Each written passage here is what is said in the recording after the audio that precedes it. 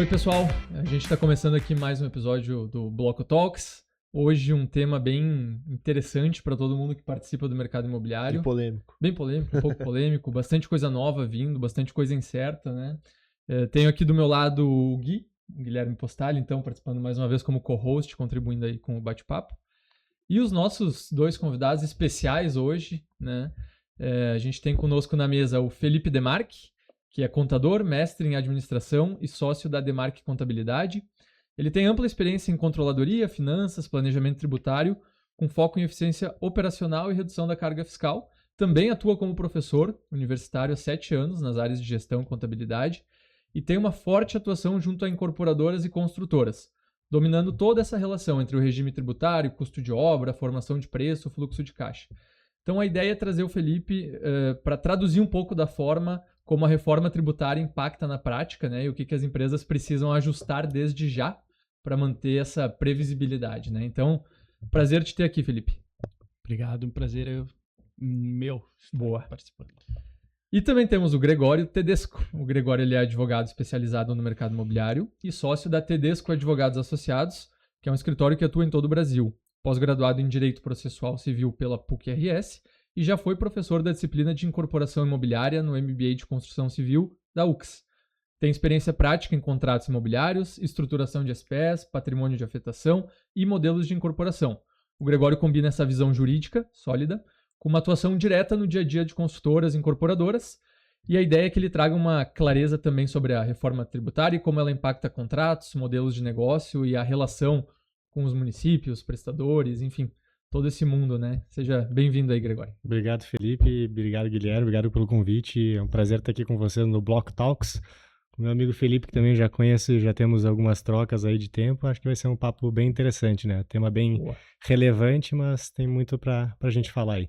Isso aí. Tanto o Felipe quanto o Gregório, né? A gente já conhece há bastante tempo, Sim. São conterrâneos aqui de Caxias e tem uma atuação super relevante no mercado imobiliário local e fora de Caxias também. E como eu já dei uns spoilers, né, do que a gente vai falar, mas deixando claro para todo mundo, a ideia é trazer do caos à clareza, né, como navegar a reforma tributária no mercado imobiliário. Então, tudo que a gente sabe que está passando agora por um momento de transição, transformação, como é hoje, como vai ser, tem muita coisa que nem nós aqui vamos conseguir, né, bater o martelo e dizer, vai ser assim, vai ser assado. Então, é realmente uma fase de transição. Por isso que o que a gente vai trazer aqui é o que se espera, o que se entende hoje e como que a gente pode se preparar da melhor forma possível para isso, né? Antes da gente começar o nosso papo aqui, né, também quero agradecer os dois apoiadores aqui do Bloco Talks. A gente tem o Tijolo Hub, que é um ecossistema de inovação e negócios para o mercado imobiliário e construção civil. Ele é o ponto de encontro para empresas do setor que querem inovar, se adaptar e gerar conexão estratégica e oportunidade real de negócio. E a gente também tem como apoiador o Hub Propriedade Digital, que é a maior plataforma de informação e educação sobre tokenização imobiliária do Brasil. Quem quiser conhecer mais pode acessar o QR Code que está aparecendo na tela, fazer o cadastro e iniciar um teste gratuito de 30 dias, que vai conseguir aprender e estudar muito sobre esse conteúdo que está cada vez mais sendo falado no mercado. E com o cupom BLOCO20, pode assinar os planos com 20% de desconto. Bom, pessoal, eu acho que a gente pode começar por vários temas, né, do que está por vir, o que vai acontecer, né, a transição, o que muda, o que não muda. Mas eu acho que é legal a gente falar talvez um pouco da fotografia atual, porque o mercado imobiliário, quando a gente fala de incorporação, ele acaba trazendo algumas coisas específicas, né, como o próprio nome diz do formato de tributação, é um regime especial de tributação, né, o famoso RET. Então, o que funciona hoje para as incorporadoras? Quando a gente olha para um imposto de uma empresa, né? A gente fala muito simples, lucro real, lucro presumido. Para quem não vive esse mundo no dia a dia, o que é o RET e por que ele é diferente para as incorporadoras? Toca lá, Felipe. Bom, o RET é um regime especial de tributação voltado para a incorporação, onde uma empresa que trabalha dentro do lucro presumido, o lucro real, que é onde se enquadra a incorporação, ele possa ter um benefício fiscal, para que ele tenha uma redução de imposto. Isso a gente acaba construindo um patrimônio de afetação para que proteja aquela construção, aquela obra, que não tenha nenhum envolvimento com terceiros, para que aquelas pessoas que estão entrando, adquirindo imóveis, elas tenham uma proteção. Então, se cria um condomínio a partir daquela incorporação que está sendo feita, e essas pessoas que vão entrando podem fazer o acompanhamento da gestão e da administração da obra a partir desse condomínio. Então, foi isso que o governo pensou na construção do RET. Então, a gente cria um patrimônio de afetação, onde a gente tem um acompanhamento para que a incorporadora traga mais segurança para as pessoas que ela está vendendo, para os investidores, para os fornecedores, e isso faz com que para a incorporadora seja interessante. Ao mesmo tempo, ela ela traz uma garantia para que aquela obra tenha mais segurança, e o governo, então, traz um benefício fiscal aí que tem uma redução que chega a quase 3%, né? Hoje a gente fala em 4% do RET para obras que não são com fins sociais, e uma redução um pouco maior aí para obras com fins sociais. E o RET, ele precisa necessariamente que ocorra esse patrimônio de afetação para que ele exista. Se a gente for pelo lado do jurídico, né, a incorporação, como o Felipe bem trouxe aqui, ela vem com a ideia do RET de dar segurança para o adquirente, né? E esse benefício do RET também está interligado a isso, para justamente estimular as construtoras incorporadoras para que façam a adesão do RET. Por que isso? Quando tu faz a incorporação e tu opta pelo regime de afetação da obra, tu automaticamente te enquadra no RET, né? E o regime especial tributário, ele exige que a construtora tenha uma conta apartada, né? O que constitui o RET? Para eu conseguir me enquadrar no RET, eu tenho que registrar a incorporação sob regime de afetação, registrar no registro de imóveis. Do registro de imóveis, eu faço uma declaração e carta de anuência para a Receita Federal, e aí sim eu estou enquadrado ao RET. E a partir daí eu tenho que ter toda uma contabilidade separada da conta da construtora, vinculando somente aquele empreendimento. Então, muitas vezes o construtor incorporador só vai saber o lucro efetivo dele depois de muitos anos de obra, porque ele não pode mexer naquele caixa que entrou lá. Ele efetuou algumas vendas, né? E aquele valor que ele efetualmente fez de vendas, ele não pode mexer porque está vinculado ao empreendimento, e dando segurança para os adquirentes de que vai ter uma conclusão de obra num prazo, né? Que tem caixa ali, que tem fluxo para isso. Né? É um CNPJ exclusivo para aquele empreendimento. Perfeito. E essa alíquota, então, ela fica muito simples de ser entendida pelo incorporador. É 4%. Eu acho que a palavra-chave do RET, ela é, falando no modelo atual, né, é previsibilidade. Né? Porque dentro do sistema tributário que nós vivemos hoje, né, atualmente, não estamos falando ainda da reforma, mas até 2025, é muito difícil, em outros segmentos, inclusive, tu determinar qual que é o custo real, porque o valor do imposto vem embutido.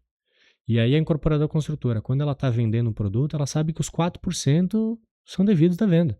Ela tem essa previsibilidade, ela consegue jogar margem, custo, em razão desse percentual que ela tem aí, sabendo com segurança quanto que vai custar para ela, né? E a gente vai falar um pouco depois, né, do que vai mudar. A gente fala um pouco sobre créditos na hora de comprar insumos. Hoje não tem isso. Tipo, o que tu tá comprando, os teus custos, eles não impactam na alíquota, no imposto. Não... Isso.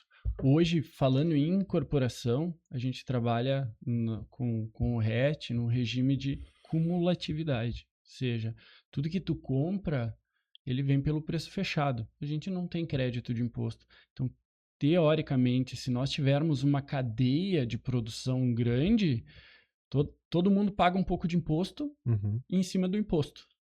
E aí, quando a gente chega no final da cadeia, esse valor de imposto está maior. Então, quando se fala na reforma, quando a gente busca a não cumulatividade, que a gente está trazendo crédito para dentro, a ideia é que numa cadeia maior, produtiva, a gente pague menos imposto. Tendo uma alíquota interessante, a gente vai... Então, a proposta de mudança do governo vem muito de encontro a isso, de ter um valor mais justo de imposto, considerando uma cadeia maior. E hoje, na incorporação, a gente não tem. Então, quando a gente fala de 4% sobre a venda, no momento que tu comprou o material, tu pagou o imposto. Sim. Tu não usou nenhum crédito nos 4%. Então, isso vai trazendo um valor. Ao mesmo tempo, é mais tranquilo, mais fácil de tu entender o teu custo final, a tua majoração de imposto final, mas também te traz um imposto carregado nos teus materiais, no teu custo em si de construção. Então isso na reforma já vai ser um benefício. Sim. A cumulatividade hoje do nosso sistema ela traz justamente isso, né? Porque tu paga o cimento, tu paga a esquadria, tu paga o elevador, mas tu não sabe efetivamente quanto que tu tá acumulando no teu custo de obra tudo isso que tu vem pagando de imposto, né? E a reforma tributária vai justamente virar isso de uma outra forma, sob um outro viés, que aí sim vai ser a geração dos créditos, né?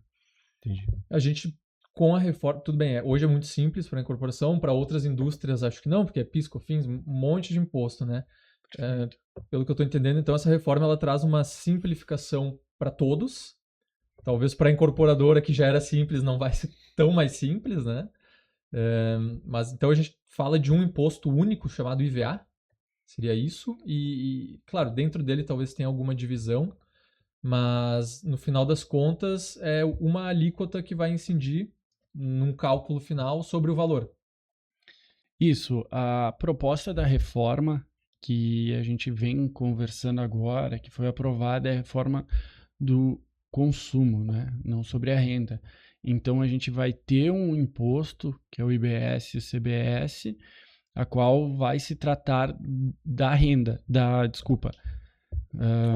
consumo, né? Do consumo. A gente continua ainda pensando em impostos sobre renda, mas aí tratando em imposto sobre consumo, esse imposto vai começar a trazer créditos na aquisição de mercadorias, e quando a gente vender, a gente vai ter débitos. Então, a proposta é que a gente consiga fazer uma tributação sobre a nossa margem de ganho em cima da nossa produção, né? E isso vai acontecer para todos, né? É uma reforma que não ataca só a incorporação, ela vem movimentar com todo o mercado. E esse é um ponto importante, porque as pequenas empresas, as médias empresas e as grandes vão ter essa mudança de tributação que vai fazer com que todo mundo repense a forma de construir o seu preço.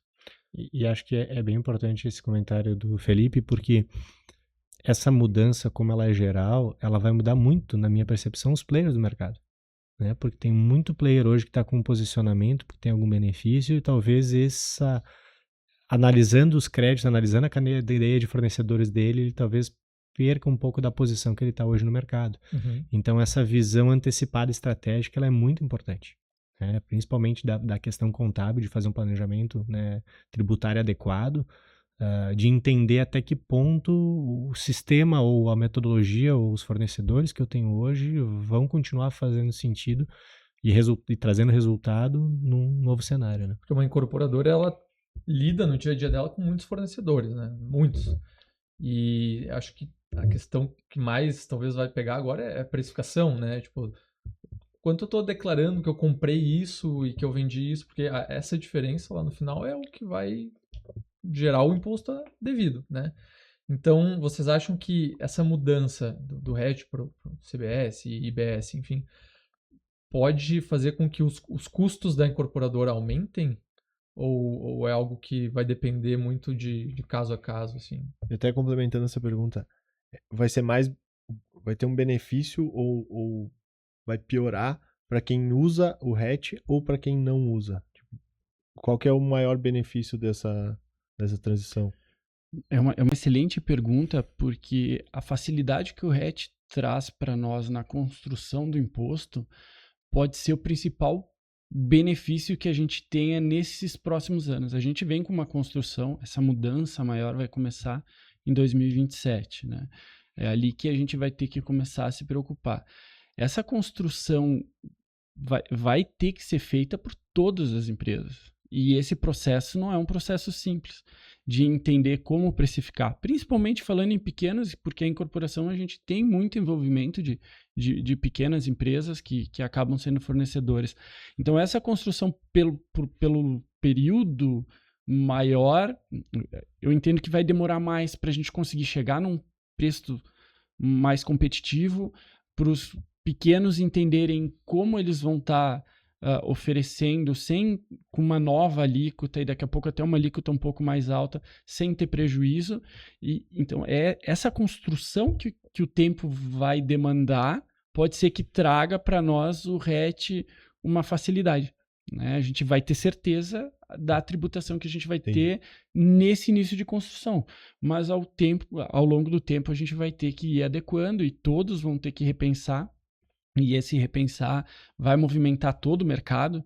Então, o fornecedor da incorporadora também tem outros fornecedores. Né? Daqui a pouco vai vir do agro, vai vir do setor moveleiro, vai vir...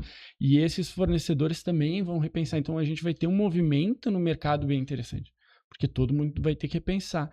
Alguns setores da economia, como serviços, a gente entende que vai ter um pouquinho de aumento. Ao mesmo tempo, a indústria, a gente entende que pode ter uma redução. Né? Isso vai repensar o preço de todo mundo. Então, naquele momento que na indústria o serviço era um pouquinho maior, o custo do serviço na indústria, pode ser que ele aumente mais. E faça com que tu tenha que aumentar teu preço final. Sim, vai mexer em toda a cadeia, né? Mesmo que tu tenha uma redução na compra de material. Então, e esse movimento a gente ainda vai começar a entender ao longo do tempo. Por isso que eu vejo como essa facilidade do RET na construção do preço ainda vai ser interessante nesse início de reforma. Até porque a gente tem um período aí, né, que o RET está assegurado pela transição tributária, né? Então, a gente vai ter que entender como é que isso vai funcionar daqui para frente, né? Vai ter que depender mesmo de... Hoje, grandes empresas já estão questionando seus fornecedores, né, para entender o que eles entendem sobre a reforma, o que vai mudar disso, né, na cadeia do custo deles, para justamente saber precificar ali na frente. E essa reforma ela vai atingir da mesma forma o cara que incorpora, o cara que faz loteamento, o cara que urbaniza, tudo mesma... O setor da incorporação, da construção, ele tá se enquadrando no mesmo balizamento dentro da reforma. E especificamente sobre a incorporação, acho que um dos principais custos acaba sendo o terreno, muitas vezes, né? Seja adquirido ou permutado, enfim. Como que isso entra nesse cálculo? Existe alguma definição já sobre isso? Sobre o terreno no cálculo do novo imposto? A questão da tributação do terreno hoje, pela forma com que se desenhou, né, a lei complementar, tu deduz do teu custo de venda o custo do terreno, né? Até porque tu inserir esse custo no preço final de venda, tu estaria tributando novamente algo que já foi pago, né? Sim. Eu adquiri o terreno, eu paguei o ITBI devido e eu recolhi eventual imposto de renda aí sobre isso, né? Então, se eu edifiquei sobre ele, se eu inseri insumos e aí agreguei valor ao produto, não faria sentido eu também ser tributado pelo terreno que já era meu, né, na venda final. Então, essa é uma situação que, se não tivesse, houve uma briga muito grande no projeto de lei justamente para tentar tirar este custo do terreno sobre isso, porque hoje a gente tem a construção civil, hoje ela já é sensível ao preço e vai ficar mais sensível ao preço final do produto. Então, tu repassar esse custo do terreno junto na venda do imóvel, iria ser repassado. Isso, obviamente, limita a concessão de crédito, isso trava o mercado, né? Então, dificultaria sobremaneira, eu acho que a venda como um todo, né? Então, foi muito importante a visão do legislador de entender a necessidade de tirar, de deduzir, dentre outras reduções, né, porque tem outros redutores ali, né? Tem redutor social, tem o próprio redutor que hoje fala em 50% da incorporação, construção civil, né, da alíquota base. Então, além desses outros redutores, ainda tu tem a redução do valor do terreno, né? E aí vem muito importante, acho que o papel da contabilidade sobre isso, né? Porque a contabilidade vai ter que estar cada vez mais apurada de entender quanto daquele custo de venda do imóvel, né, quanto do preço de venda do imóvel é o custo do terreno. Isso vai ter que estar muito bem demonstrado contabilmente para evitar algum recolhimento equivocado de imposto ali na frente e um custo maior, né? Sim. E olhando assim, nesse lado talvez meio compliance assim, da incorporação, tem alguma coisa assim que faz sentido para o incorporador hoje olhando para a reforma para o ano que vem? Vou segurar a compra de um terreno, ou vale a pena comprar agora, ou comprar ano que vem, ou começar a incorporar esse ano antes da reforma. Tem alguma coisa que tem um benefício dele fazer agora ou depois? Eu vejo que o benefício com relação à incorporação, ele está garantido se tu optar pelo RET, né? Então, Tá. vamos lá, eu faço um empreendimento agora, registro a incorporação, opto pela O afetação, RET vai estar instituo o assegurado. RET, eu estou assegurado. Até dezembro de 28, né, de 2028, 31 de dezembro de 2028, eu Sim. estou assegurado a isso. Tá. E só mais uma pergunta quanto ao RET. É até a finalização da obra, a entrega da chave, ou se eu passar de 28, eu perco algum benefício? A adesão do RET na forma com que está a legislação, ela fala que a adesão tem que ser daí para se valer do benefício, adesão, é a não adesão. Não tem Né? benefício. Até isso é uma questão que até a CEBIC bateu bastante, né, na época, justamente para discutir onde é que estaria o termo. O início é o alvará de construção, é a primeira venda, o que interpretavam, né? E o RET, efetivamente, ele se institui a partir do momento que eu tenho a afetação registrada e tenho o pedido, né, incorporação com afetação, e tenho o pedido junto à Receita. Então, a junção destes dois atos faz com que eu institua o RET e a partir daí eu estou garantido, né? Então, é importante que as construtoras incorporadoras observem isso até 31 de dezembro de 2028.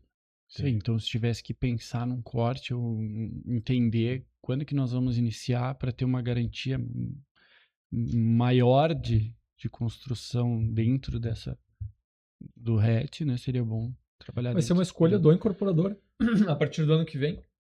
Ele tá no RET ou no novo modelo? Hoje também é, tá? Sim. Hoje, se nós... Sim, ele poderia não estar no RET também. Hoje nós entramos no momento aqui falando do RET porque quando a gente trabalha com mais de uma unidade de incorporação, ele traz esse benefício, dificilmente não é vantajoso. A gente acaba aqui trabalhando, né? Então, hoje tu poderia trabalhar de uma forma diferente dentro do presumido, pagando os tributos normais, sem utilizar o benefício. Então, a gente entende que sim, que dentro da nova reforma tu também não precisa estar dentro do benefício, mas que normalmente é mais vantajoso. Sim. E voltando um pouco antes, a gente falou do terreno entrando como dedutor na hora da venda.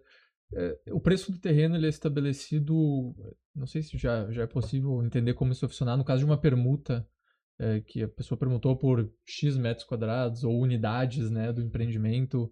É possível calcular também um valor de dedução para aplicar na base de cálculo da alíquota? Será? É que a permuta a gente tem duas relações, né? Permuta com e sem torna. Né? Quando a permuta é sem torna, eu troco um copo por um copo, valor é igual, né? O antigo escambo sem diferença de valor, né? Agora, quando eu faço a permuta com torna, ela tem uma diferença de valor.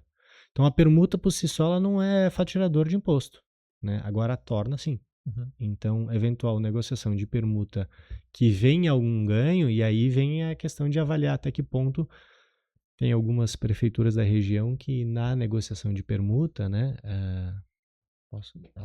elas entendem que tu tem que ter a negociação quando tu faz a permuta do terreno, e depois quando tu conclui a obra, elas entendem que tem uma escritura de confirmação da negociação de permuta à vida e elas cobram de novo ITBI. Isso até tem algumas discussões aí bem interessantes sobre isso, alguns mandados de segurança já impetrados. Sim.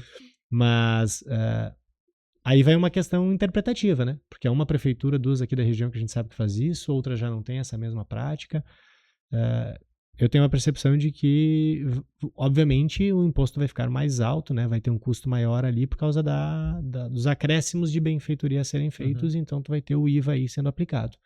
Mas a permuta em si do terreno e no coeficiente de proporcionalidade que o terreno em si incorpora, tá equivalente. Agora, o que eu acresci a mais, aí, obviamente, né? Tem todo o custo embutido sobre isso, né? Agregado, valor agregado. Entendi.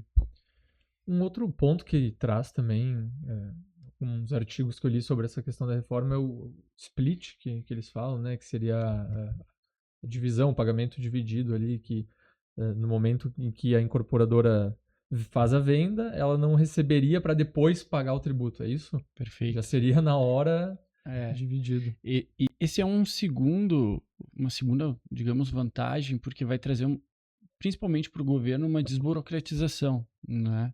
Eu acho que é um movimento que, pensando em avanço, tanto para o mercado quanto para o governo, era necessário. Então, bem como tu falou, eu vou gerar um boleto de R$100 para o Felipe e ele vai pagar. Pro Felipe não muda nada. Ele paga o valor. Paga os R$100. Só que esses 10, suponhamos que seja o meu imposto, ele já vai direto para a conta do governo e, para mim, cai na minha conta os 90. Então, a gente já vai destacar esse valor do imposto e o próprio sistema financeiro já vai fazer essa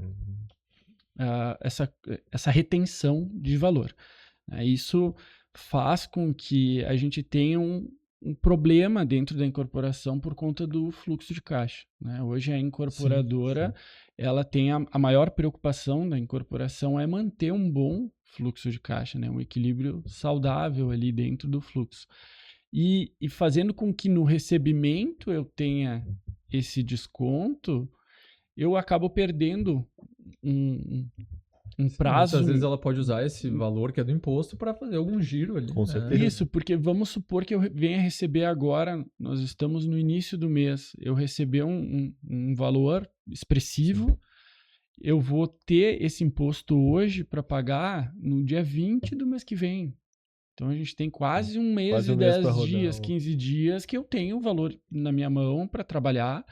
Isso nesse momento atual. Na reforma, a gente já teria a retenção no dia. Então, a gente acaba perdendo aí 30 dias de caixa, que pode ser, em alguns momentos, bem importante. Eu diria que na grande maioria, porque é um valor, normalmente é um valor alto, né? Quando tu tá trabalhando no mercado Normalmente é um imobiliário. valor alto.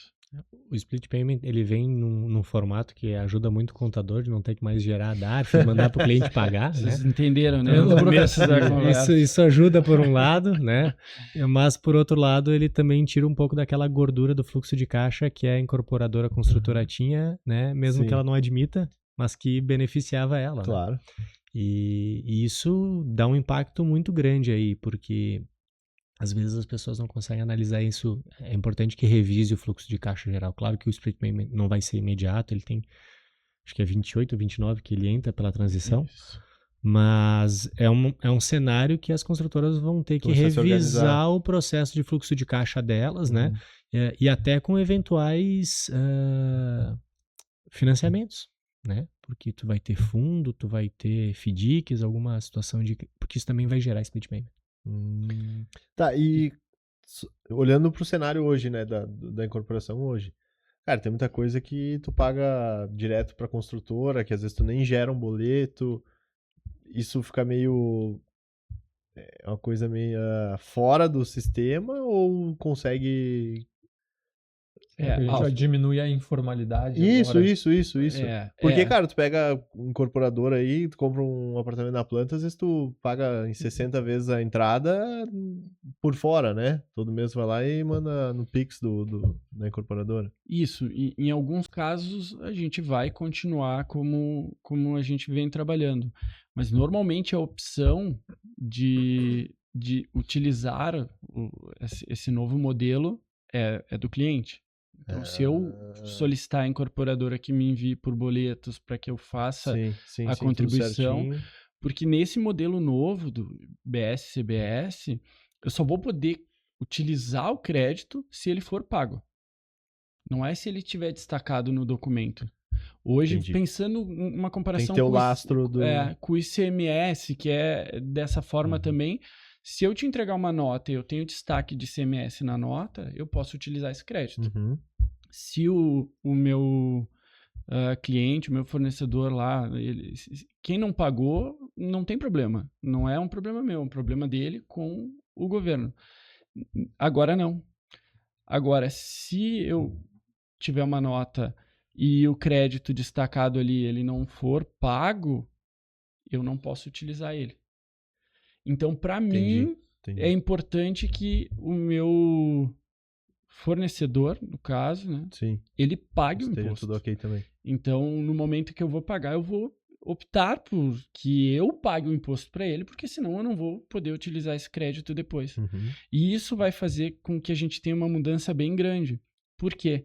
Em um evento, vamos trazer para a incorporação, em um evento incomum, mas pode acontecer, de nós estarmos com um fluxo de caixa reduzido e nós precisar fazer um financiamento, e muitas vezes acontece esse financiamento de caixa a partir do imposto, ou seja, a gente está gerando um caixa e não contribuindo o imposto, porque isso pode acontecer. Às vezes a gente já tem um endividamento grande bancário, e naquele momento é importante a gente cumprir com os pagamentos, tu cria um endividamento tributário. Agora a gente já não consegue. Sim. Porque eu não tenho essa opção. O tributário talvez conseguiria negociar de uma forma mais benéfica lá na frente. Perfeito, só que agora eu não tenho mais essa opção. Então, além de ter essa situação de redução, né, de prazo, a gente também tem essa nova preocupação de que a gente já não pode usar o tributário como um possível financiador do... Sim. Isso é um padrão que outros países já usam, né? Sim. Isso essa construção vem do modelo europeu, né?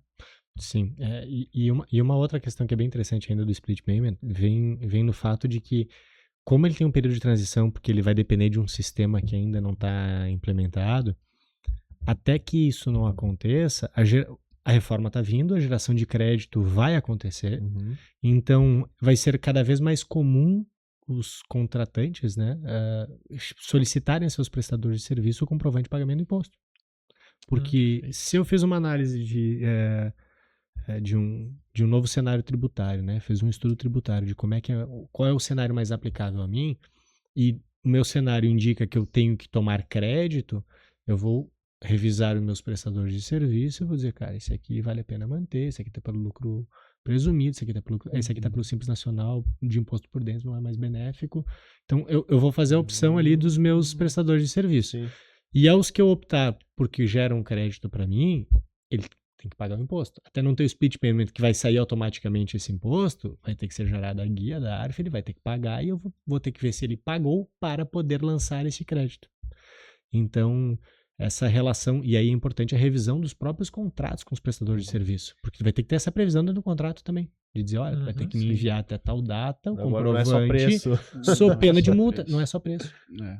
Então, essa é uma, que a gente diz, né, uma reanálise de toda a cadeia. O governo criou o mundo perfeito para ele, onde os próprios players do mercado têm que cobrar o pago imposto. Tem que se organizar, exatamente. Claro, por enquanto o player cobra, mas lá na frente não vai. É que nem a gente brinca, a declaração de imposto de renda não vai mais ser declaração, só vai vir...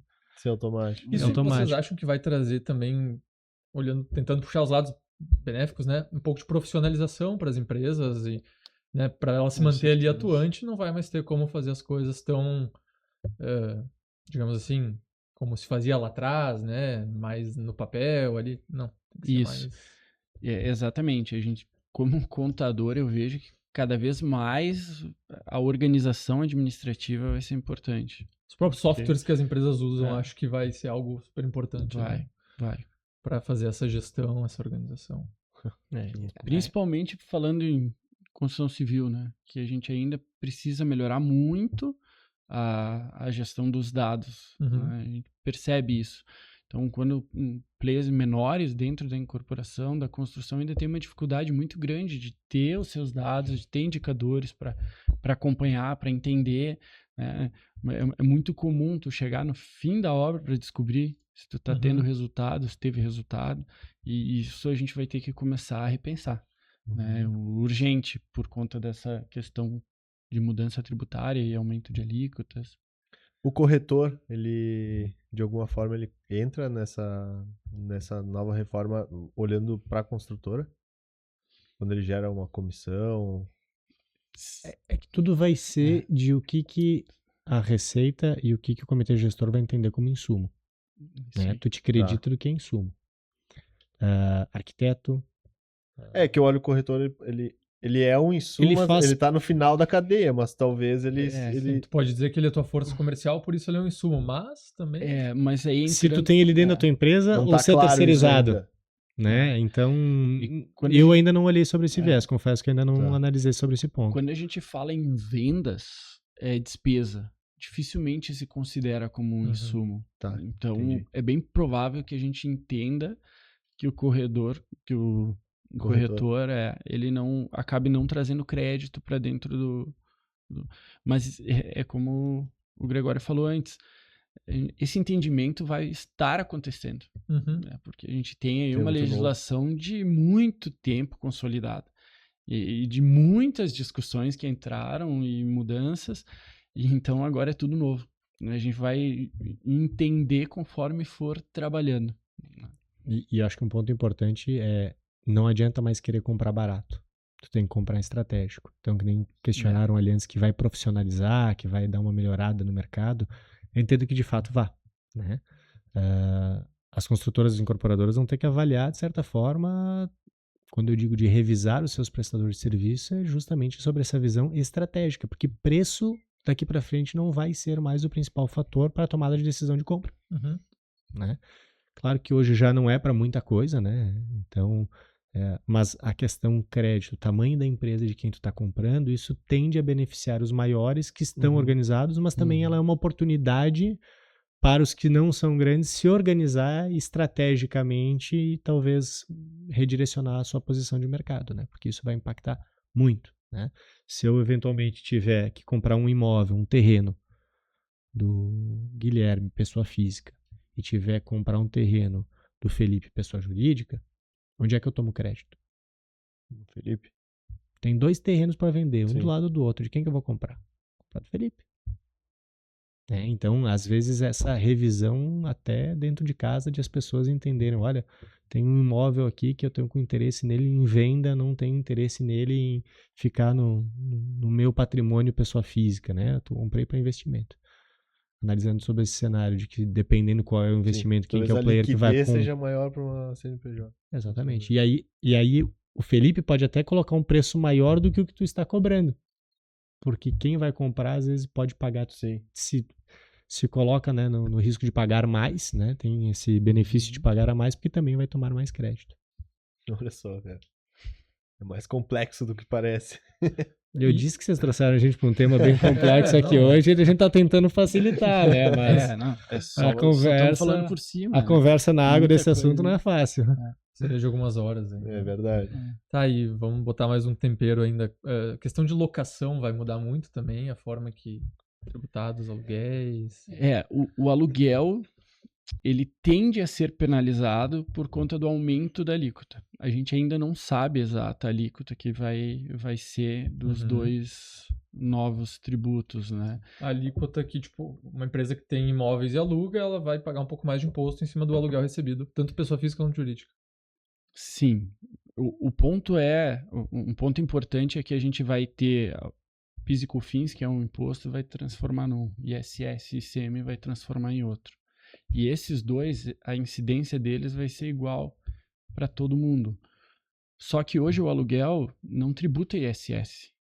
A gente tem tributo de PIS e COFINS. Quer dizer, para simplificar tudo, o governo trouxe os dois novos, no fato Eles estão em todo que é lugar.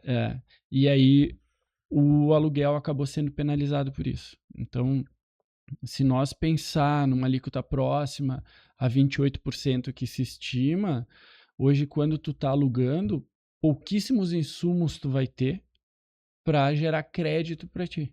Né? E aí nós falando que hoje gira em torno de 11%, 12% o aluguel. Sim. Para 28%, que é a sugestão, mesmo a gente tendo a redução e trazendo alguns insumos, a tendência é que a gente tenha um aumento de 5%, 6%, 7%. A gente tem que olhar caso a caso. E isso pode fazer com que a gente repense as estruturas.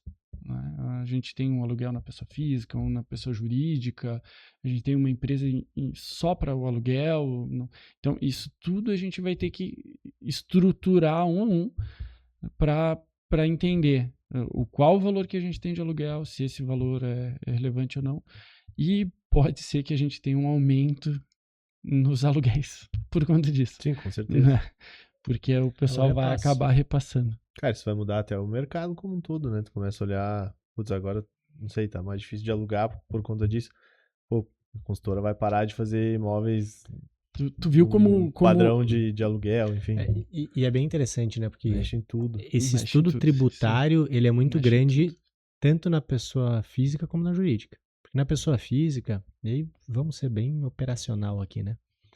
Se eu tenho lá o Gregório que se aposentou, né? Depois de alguns anos com comprou alguns imóveis e pretende estar aposentado com a renda desses imóveis, se a receita dele, a renda dele preponderante for do aluguel desses imóveis, ele vai ser equiparado a uma pessoa jurídica e vai pagar impostos sobre as locações como uma pessoa jurídica. Uhum. E aí, poxa, se na locação eu ganhava uma renda de 15, 20 mil por mês, né? Tava tranquilo. E esses 15, 20 mil para mim fazem muita diferença. Se eu reduzir para 18, né, 12, já fica difícil de pagar as contas. Eu vou ter que ou repassar ou reavaliar o meu modelo, se eu mantenho esses imóveis dentro da pessoa física ou não, né? E na pessoa jurídica, por sua vez, a gente tem muito impacto nas holdings, né, patrimoniais, familiares ali, porque quando eu tenho uma pessoa jurídica, o meu objetivo é oferir receita, ter renda, né? E é muito comum nas holdings tu ter imóveis das holdings que estão sendo utilizados por sócios, Uhum. né? Mas esse sócio não está pagando um aluguel para a pessoa jurídica, né? O imóvel não é da pessoa física, não é do Gregório. A casa, vamos dar o exemplo mais comum, casa da praia, né? O pessoal abriu a holding, tem a casa da praia no nome da holding, Sim. mas quem usa é a família, é um dos sócios, né? Mas não paga aluguel para a holding. A Receita já tinha provimento lá atrás que previa a tributação disso, tá? Mas ela não tinha como mensurar. E aí agora vai entrar a tabela FIP dos imóveis e ela vai dizer, olha, tu como pessoa jurídica, o teu objetivo é o oferimento de renda. Se tu tem uma concessão de uso, um comodato, dê o nome que for, uma permissão para usar e não está recolhendo uma locação, não está cobrando um locatício, não tem nenhum problema. No entanto, tu está tendo um benefício ou repassando um benefício e sobre isso eu tenho que te tributar. Aí vai pegar o imóvel e vai dizer quanto é que é a locação média de um imóvel desses. 3 mil reais. Então, sobre 3 mil reais eu vou te tributar de locação, tu vai recolher o imposto. Então, a holding vai ter que avaliar até que ponto vale a pena ela manter esse imóvel na pessoa jurídica ou tirar e repassar para o sócio. Né? Porque ela vai dizer, olha, não, então eu vou tirar. Tem que pagar o ITBI, tem que transmitir, faz cisão. Aí tu vai analisar a estrutura do contrato social da empresa, ver o objeto social da empresa, que também impacta muito na locação, né? Porque as alíquotas interferem, o regime tributário que também está sendo optado pela empresa, mas a empresa vai ter que avaliar até que ponto vale a pena ela continuar, e aí talvez cobrar uma locação. Vou dizer assim, cara, é o sócio que vai pagar uma locação, mas sai do Botando bolso... caixa na holding. Vai no caixa da holding, sai de um bolso e entra no outro, Sim. às vezes, né? Mas ele também está se gerando talvez um crédito ali. Então esse estudo ele tem que ser feito para ver até que ponto vale a pena essa manobra, né? Sim, sim, sim. Cara, vai ser bem complexo. Vai. Cara, uma dica talvez para as incorporadoras. Se eu tiver com a ideia de construir hoje, vale a pena eu segurar ou construir? Ou o que que eu faço hoje? Tipo, qual que é o meu primeiro papel hoje? O que que eu olho para dentro de casa e digo, cara, vai fazer sentido eu construir hoje ou segurar? Porque eu tô olhando que, cara, vamos olhar aí numa construção aí de 36 meses, né? Até eu ficar pronto o imóvel. Cara, 36 meses, 3 anos ali, tu tem muita coisa ali que pode o cenário mudar bastante. Então, cara, eu sendo incorporador hoje, eu ia puxar o freio de mão e falar, não, peraí, deixa eu estudar bem isso aqui pra ver se faz sentido eu construir um prédio para aluguel, por exemplo, um prédio unifamiliar. Enfim. Eu vou te dar a resposta que todo advogado adora falar. Depende. Depende de muitas variáveis, né? Sim. Depende se o tipo de imóvel que tu está olhando, ele tem redutor social, por exemplo. Eu estou construindo imóvel residencial. Não, o meu foco é imóvel comercial. Aí muda o cenário. O imóvel é próprio? Não é próprio. Eu vou comprar terreno? Não vou comprar terreno. Eu, numa reforma, me beneficio de crédito porque eu sou uma construtora grande e consigo, nos meus fornecedores, gerar uma cadeia de crédito. Lá na frente, o meu custo vai reduzir. Tudo depende de estudo e de cálculo. Não tem uma... E esse é o grande... acho que é o grande pulo dessa reforma tributária, porque tu não tem mais uma receita de bolo que funciona para todo mundo. Uhum. Antes tu tinha uma holding que tu abria, jogava os imóveis dentro de uma PJ e tu tinha um benefício tributário ali. Hoje já não é mais assim. Dependendo do cenário, todo mundo vende holding como um sucesso. Sim. Dependendo do cenário, não é vantajoso abrir holding. Né? Eu tenho 2 imóveis. Depende do cenário. Depende para que eu uso o imóvel, para que eu tenho o objetivo de fazer com aquele imóvel. Às vezes tem que deixar ele dentro, às vezes tem que deixar ele fora, né? Então, eu não sei se o Felipe enxerga de uma outra forma, mas nesse cenário de hoje, tem que analisar caso a caso e dizer, olha, eu acho que tu tá numa lacuna aqui que vale a pena tu já investir, fazer algum empreendimento, lançar algum produto, registrar uma incorporação e ganhar tempo e se beneficiar do que tá andando. Outros não, olha, pelo teu porte vale a pena a gente fazer um estudo, espera implementar a reforma e aí a gente lança. Então, a dica é estudar antes ainda de comprar o terreno. O planejamento ele é cada vez mais importante agora. Olha só. A percepção que eu tenho é que tem que ter um planejamento, tem que ter um acompanhamento, mas a gente tem um prazo grande ainda entre iniciar agora a reforma em 27 até finalizar ela lá em 30. Então, se nós pensar que nós vamos ficar 5 anos sem trabalhar também, sim, óbvio. Tem toda essa percepção de tempo que vai ser um momento diferente, e aí trazendo uma percepção mais otimista, quem está mais à frente, quem está acompanhando, quem está fazendo cálculo, vai estar antes no mercado, vai estar conseguindo oferecer um produto, de repente, com mais vantagens do que aquele que não está tão organizado. Então, pensando em tempo, a sugestão seria estar bem organizado e bem com bastante informação, né? Buscar estar na ponta do conhecimento, acho que vai estar na frente, né? Nesse momento de reforma. Vai mexer bastante na conta final lá do cara, né? No lucro líquido. Exato. O que ele tem que fazer hoje, me metendo na resposta, eu acho que é governança, né? A incorporadora hoje tem que começar a controlar na ponta do lápis coisas que talvez antes ela não controlava, não registrava, não acompanhava. Perfeito. É muito mais interno, né? De revisar quem são teus fornecedores, quais são as obras que tu tem mapeadas para lançar nos próximos anos, né? Onde é que estão as minhas alocações. E aí fazer esse estudo de organizar a casa antes de sair tomando decisão. Né? E uma coisa muito importante, aí até puxando do lado pro advogado, a gente precisa estar com os contratos todos bem feitos. Né? Porque a gente está falando de uma reforma, de um movimento, então começamos uma incorporação agora e aí daqui 3 anos o meu fornecedor vai dizer, não, agora o preço não é mais 100, agora o preço é 140.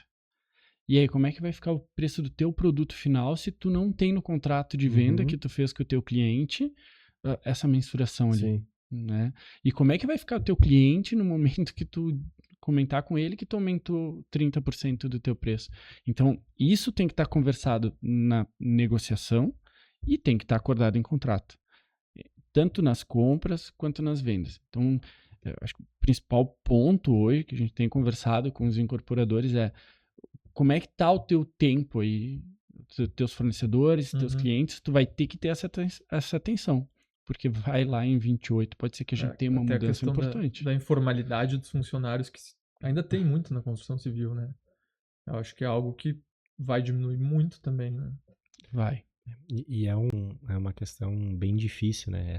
Esse ponto que tu traz aí, Felipe, porque a gente sabe que tem muita informalidade hoje, que a resistência para ir para a formalidade também é muito grande, né? Dependendo alguns operadores ali.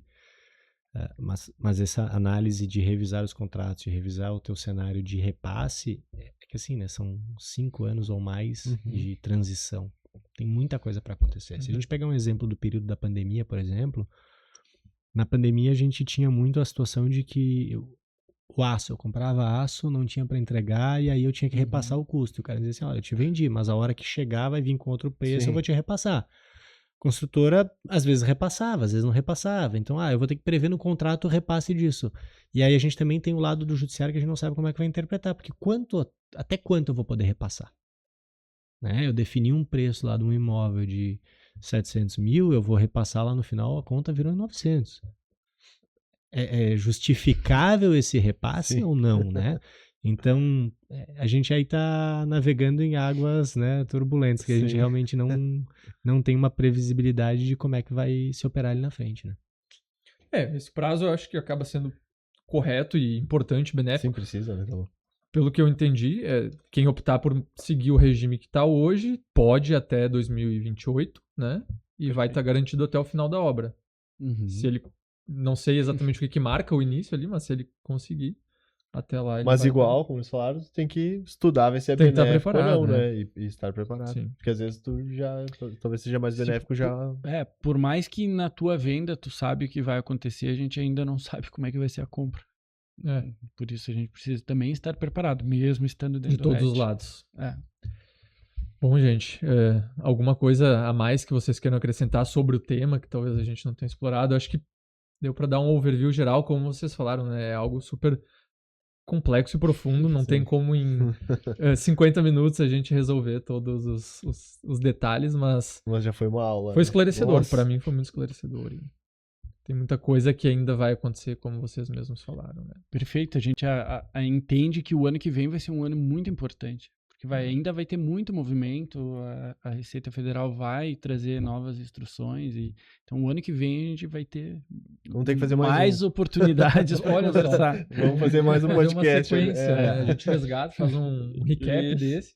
Boa. Nos últimos 6 meses, o que teve de projeto de lei e instrução normativa que saiu de questões novas, assim, que tá impactando direto, né?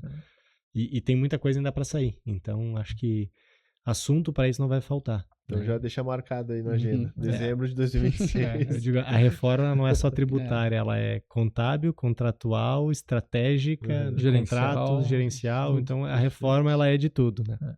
Legal. Pessoal, 2 minutinhos para vocês contarem um pouco sobre o negócio de vocês e quem quiser conhecer mais sobre o profissional Gregório e Felipe, né? Acho que é legal também esse espaço para vocês contarem um pouco. As incorporadoras também quiserem procurar vocês para se organizar, né? Deixa o Instagram, tudo Felipe, mais. por favor. Bom, Agora já pode ser olhando para... eu sou contador, sócio do Demarque Contabilidade, é um escritório que já atua há 38 anos, a gente atende o Brasil inteiro. Por conta desse tempo, a gente acabou criando uma expertise um pouco maior na incorporação. Hoje a gente atende em Caxias, em Florianópolis, tenho obras em Mato Grosso também, a gente tem bastante aqui em Gramado e Canela, né, que é um movimento bem, bem forte, né, em Santa Catarina e aqui na nossa região de Gramado. Temos uma expertise boa na parte consultiva, eu acho que a gente tem buscado isso, trazer mais para o incorporador, para os nossos clientes, essa percepção de números também, de ter dados para a tomada de decisão mais estratégica, né? Não só apenas um desburocratizador, que a gente gosta de trabalhar nisso bastante, mas a gente tem buscado isso. Então, fica aí o convite para conhecerem o escritório Demarque Contabilidade, no que precisar a gente fica à disposição. Muito bom, show. Bom, e então eu sou sócio do Tedesco Advogados Associados e Tedesco Assessoria Imobiliária, são escritórios com mais de 30 anos de atuação. O jurídico a gente atua em todo o território nacional e a parte extrajudicial a gente atua no âmbito sul, Rio Grande do Sul e Santa Catarina. E a gente atua desde a parte de regularização de terrenos, né, aglutinações, desmembramentos, incorporações, toda a parte que a construtora precisa de assessoria desde o início da obra, né, antes do lançamento da obra, né, até a parte de projetos e a parte final de vendas de contratos e eventuais demandas judiciais, né.